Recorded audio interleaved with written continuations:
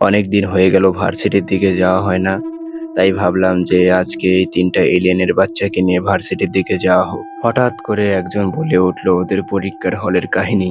ওদের পরীক্ষার হলে নাকি এমন একজন এলিয়েনের মতন ম্যাম পড়েছিল, উনি নাকি ওদেরকে ঘাড় ঘোরাতে দিচ্ছিলেন না। রিক্সা থেকে নামার পর একটি মেয়েকে এর খুব পছন্দ হয়। তারপর সে ক্যামেরাতেই তারপর দেখি একজন হোটেলের কর্মী তার আজকের ইনকামের টাকা গুনতে গুনতে আসতেছে। এখানে এসে দেখি অনেকগুলো এলিয়েন কি যেন খেলা করতেছে। সবাই মাঠের ভিতর কেন জানি না দৌড়ে বেড়াচ্ছে। তারপর দেখি একজন এলিয়েন আরেকজনের উপর বসে আছে, সরি। তারপর দেখি কোথা থেকে একটি ইউএফও চলে আসলো। ভিতরে কোনো ড্রাইভার নেই।